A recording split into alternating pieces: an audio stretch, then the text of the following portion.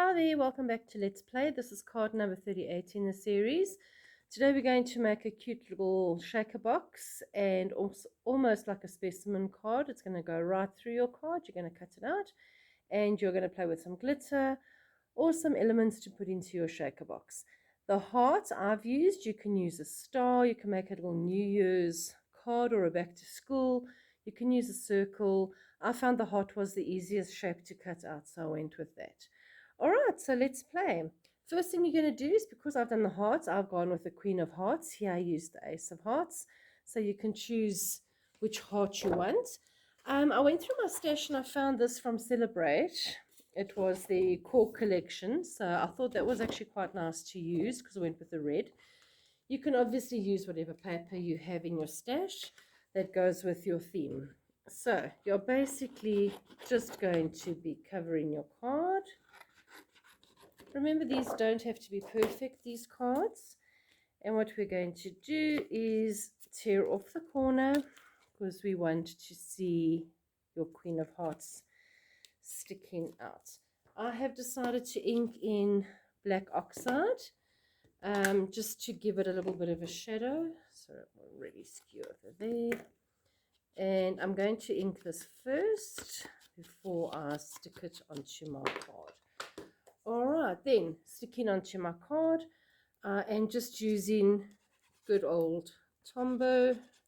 Oh, it comes out. Okay, and you are going to stick that onto your card. Alright, done. Next step you're going to do is I have used some texture paste. And I went through my heap of stencils and I found this cute heart one that Celebrate made, also to go with the heart theme. So I'm just going to apply some texture paste to my stencil. So looking at it like that, I'm just using this texture paste I'm using actually went quite a bit hard. Remember to always close your lid. These things go hard quite quickly. And I'm not going to use too much because I want it to dry quickly. I just want to make sure that it goes into all these tiny little holes that I've got on my card. I'm not going to worry about here because I'm going to actually just cut that off anyway. So if you look at that, scrape off all your excess so it dries quicker. And look how gorgeous that is. I absolutely love the stencil. Please make sure, because the stencil is got these fun little holes, immediately wipe it off with a wet wipe or go wash it in your basin so that it doesn't go all hard and then you can throw your thing away. All right, so while that is drying, we are now going to make your little heart. Okay, so with this paper, as I said, the back has actually got the writing, so I'm going to go with that. I'm just going to cut a piece off that I can use. What I'm going to do as well is I'm going to use a piece of scrap. So this is just a piece of hardboard. It's just a little bit harder than normal. And I'm going to cut that out as well. What I'm going to do, however, is I'm going to staple these two together so that while I'm cutting, they don't move. I want to make sure that they stay the same size as each other. And using that as my guide, I'm going to use a white pen. I'm going to now just draw a freehand heart that I'm going to use on my page. Okay, my white pen is a little bit dry, but it will still give me what I'm looking for. So if you look at that, there is my heart. I'm then going to go to the inside because this is going to be making the border of your card. So this little inside border of your card. All right, so you're now going to go just about a half a cent, not actually a little bit more than a half a centimeter, but not quite as much as a 1 centimeter. And there is your heart. And what we are going to do is we're going to cut that out. I just need to cut in that quickly. All right. So using your craft knife, always do the inside first so that the outside doesn't move. It's a lot easier and go as hard as you can so that you can go through in one cut if possible. You don't want to have 100 cuts on your piece of paper. All right, there we go. So I have managed to cut through both layers of my card. All right, next thing I'm going to do is I'm then going to take my scissor and I can now cut around the outside edge. So while I'm busy cutting, you'll see I'm going a little bit bigger. I'm going to keep some of that white. If you have a nice new white pen, it will work a lot better.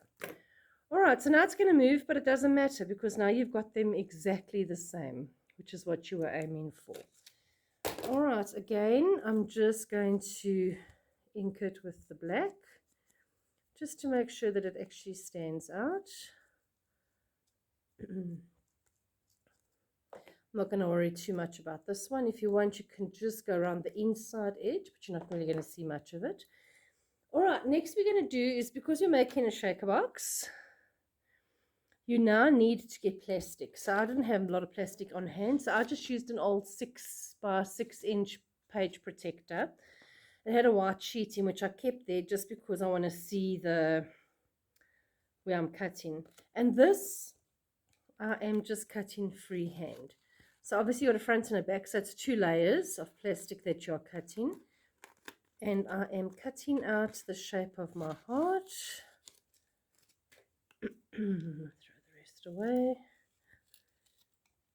And there we go. I can now throw away the white because I'm not going to use that.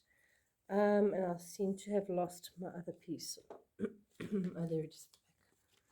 Sorry, I only ended up cutting the top layer. Okay, so just quickly, sorry about that. Make sure you go through both your layers when you cut. It's horrible working with see-through stuff. Okay, so there is my one layer and there is my second layer. Okay, you'll see this heart has got quite a definite shape. Okay, so it goes like that. I'm just going to keep them there for the moment. Excuse me, sorry. Okay, next thing we're going to do is we're going to take our heart shape. So this is the correct way around. And you need to decide where it's going to go. So when you've done that, you're going to take a darker pen and draw around the inside. So on the inside, not the outside. Just draw where we are going to be cutting out. Okay, and now when we cut it, this will already be dry. We're going to cut a little bit on the outside edge. So if you have a look, I'm not cutting right on the black line. I don't want to actually see that black line, but I don't want to go too far because otherwise your little frame is not going to hide all those pieces. All right, so there we go. I'm going to cut that out. I'm just going to color that in quickly, just for the sake of it. And then first thing I'm going to do now is I need to stick my heart.